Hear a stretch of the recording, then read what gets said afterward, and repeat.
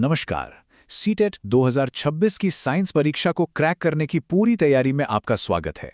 चलिए सीधे मुद्दे पर आते हैं और देखते हैं कि इस एग्जाम में सफल होने के लिए आखिर क्या-क्या जरूरी है।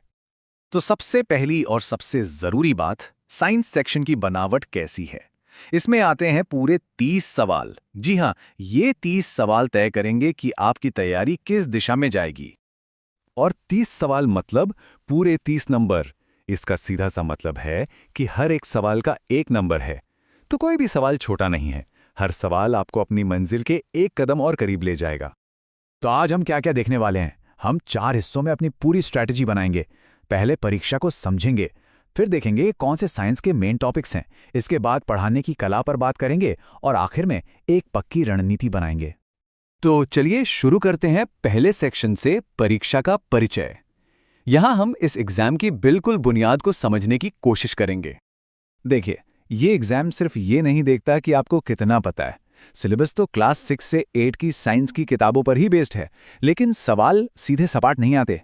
यहां परखा जाता है कि आपकी कॉन्सेप्ट्स पर पकड़ कितनी मजबूत है और आप बच्चों को साइंस सिखाएंगे कैसे। चलिए अब आते हैं दूसरे सेक्शन पर। यहां हम उन साइंस के टॉपिक्स पर नजर डालेंगे जिन्हें जानना मतलब बेहद जरूरी है। हमारा पहला बड़ा टॉपिक है जीवन और जीव। इसमें सब कुछ आ जाता है, पेड़ पौधों से लेकर जानवरों तक, हमारे अपने शरीर की बनावट से लेकर माइक्रो ऑर्गेनिज्म की वो अनदेखी दुनिया तक, सब कुछ। अब बात करते हैं दूसरे मेन टॉपिक की, जो हमारी फिजिकल दुनिया से जुड़ा है। इसमें हम समझेंगे कि मैटर क्या है, उसकी अलग अलग स्टेट्स, उसकी खासियतें और एनर्जी के अलग अलग रूप, जैसे कि लाइट, साउंड और हीट।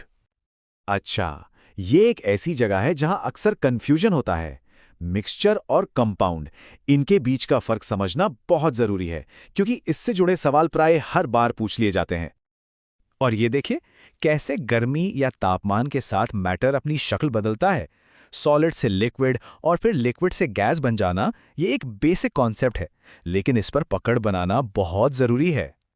हमारा तीसरा टॉपिक है मोशन और फोर्स। इसमें हम स्पीड, न्यूटन के आसान से नियम और ग्रेविटी जैसी चीजों को समझेंगे। मतलब वो सारे सिद्धांत जो हमें बताते हैं कि चीजें चलती कैसे हैं।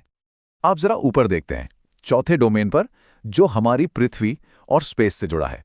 इसमें धरती की बनावट कैसी है, हमारा सोलर सिस्टम कैसा है, और ये दिन और रात आखिर होते क्यों हैं, ऐसे मजेदार टॉपिक्स हैं। और इस कंटेंट सेक्शन को हम खत्म करते हैं 5वें टॉपिक के साथ, पर्यावरण और संसाधन। ये टॉपिक पोल्यूशन, कंजर्वेशन और बायोडाइवर्सिटी की अहमियत पर जोर देता है। अब हम एक बहुत जरूरी मोड़ पर आ रहे हैं। क्या जानना है से हटकर अब हम बात करेंगे कैसे सिखाना है। यही तो है एग्जाम का पेडागॉजिकल हिस्सा, और यहीं पर एक होने वाले टीचर के तौर पर आपकी असली समझ दिखेगी। ये सवाल इस पूरे सेक्शन का निचोड़ है। सीटेट को इस बात से मतलब नहीं है कि आपने कितने फैक्ट्स रट लिए हैं, बल्कि वो ये जानना चाहता है कि क्या आप उन्हीं कॉन्सेप्ट्स को एक बच्चे को आसानी से समझा सकते हैं।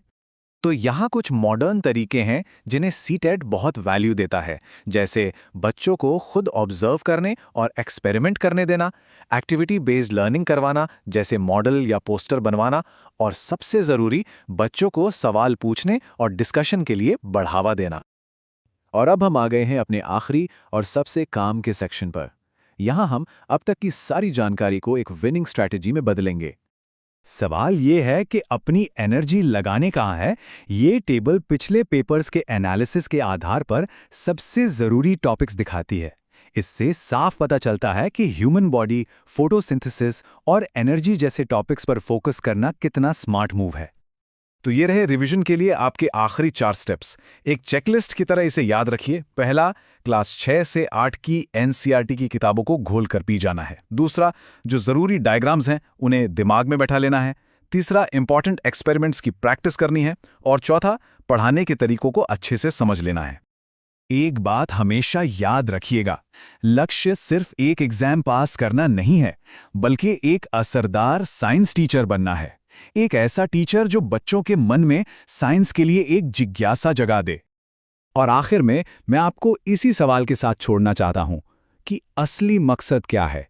सिर्फ एक एग्जाम पास करना, या आने वाली पीढ़ी को साइंस की दुनिया के लिए प्रेरित करना।